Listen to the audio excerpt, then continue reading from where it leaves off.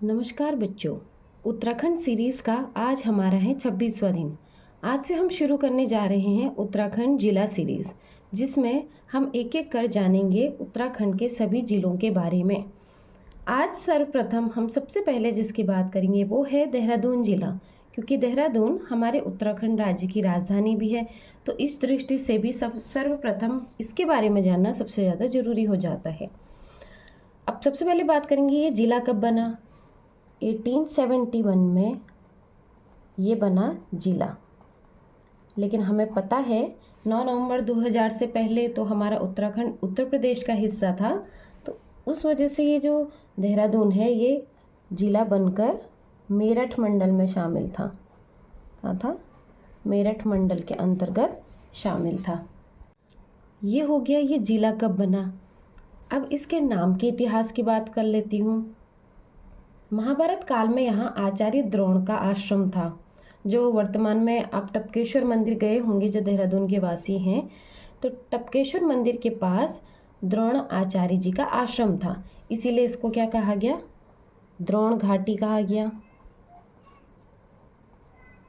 द्रोण घाटी के नाम से किस लिए जानी गई? क्योंकि यहाँ पर आचार्य द्रोण का आश्रम था।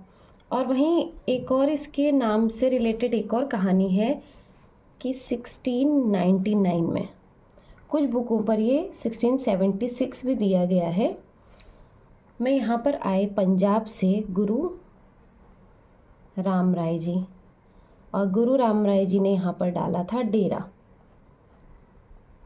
उन्होंने पंजाब से यहाँ आकर देहरादून में डेरा डाला, जिस वजह से इसका नाम पहले देहरादून पड़ा, और वो समय के साथ देहरादून धीरे धीरे परिवर्तित होकर देहरादून बन गया। तो इसके नाम के पीछे ये दो कहानियाँ हैं। द्रोण घाटी इसका पुराना नाम, और देहरादून नाम कैसे पड़ा उसके पीछे ये एक कहानी है। अब जो देहरादून है वो स्थित कहाँ पर है? हमारा देहरादून बाह्य एवं मध्य हिमालय के बीच दून घाटी में बसा है। ठीक है, इसके इतिहास की बात करते हैं। ये हो गया नाम। अब कर लेते हैं कुछ इतिहास की बात। इतिहास की बात करूँगी, सबसे पहला बिंदु ध्यान में रखना है कि 1804 तक ये गढ़वाल नरेशों के अंदर था, गढ़वाल नरेशों के अधीन था। उसके बाद 1804 में परीक्षा में पूछा हुआ प्रश्न, खुड़बुड़ा का युद्ध कब हुआ है? 1804 में। खुड़बुड़ा का युद्ध ये गोरखाओं व प्रद्युमन शाह के बीच हुआ था। जो गढ़वाल नरेश जी थे प्रद्युमन शाह, उनके बीच हुआ था। इसी युद्ध में हार कर उनकी मृत्यु हो गई थी। इसके बाद 1804 से लेकर 1815 तक देहरादून गोरखाओं के अधीन रहा। गोरखाओं के अधीन। फिर 1815 सिंगोली की संधि। सिंगोली की संधि से ये आ गया टिहरी रियासत के अंदर। टिहरी रियासत के अंदर आ गया। 1871 में मैंने आपको बताया था ये मेरठ मंडल में शामिल हुआ, और 1975 से यह गढ़वाल मंडल के अंतर्गत शामिल हुआ।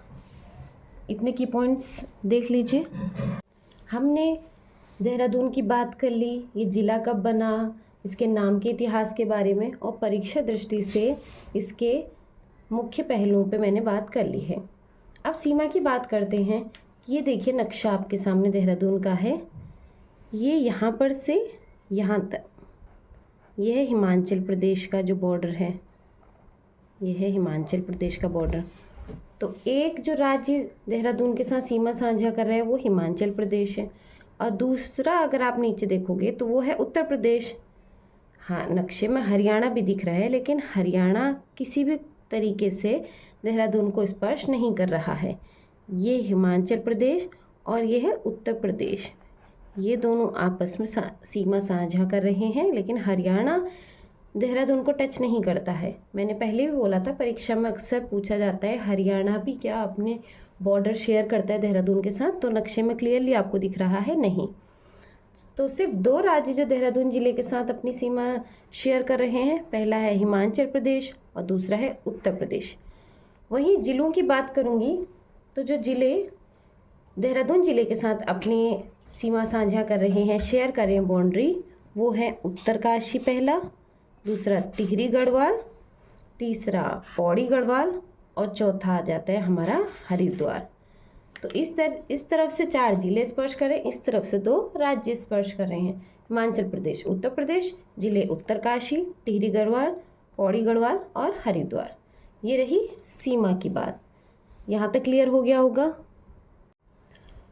इतिहास और सीमाओं की बात कर ली, नदी और परियोजनाओं की बात करते हैं। सर्वप्रथम आती है टोंस नदी।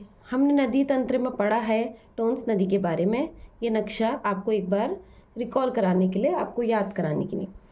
टोंस नदी स्वर्गारोहिणी ग्लेशियर, उत्तरकाशी से निकलने वाली सुपिन नदी और डोडरा क्वार से निकलने वाली रूपिन नदी। डोडरा क्वार ये हिमाचल प्रदेश में, यहाँ से आती है रूपिन नदी, और स्वर्गारोहिणी से आती है सुपिन नदी। नेटवाड़ा स्थान पे मिलती है, वहाँ से ये आगे हमारी टोंस नदी के नाम से जानी जाती हैं, टोंस नदी के नाम से पहचानी जाती हैं।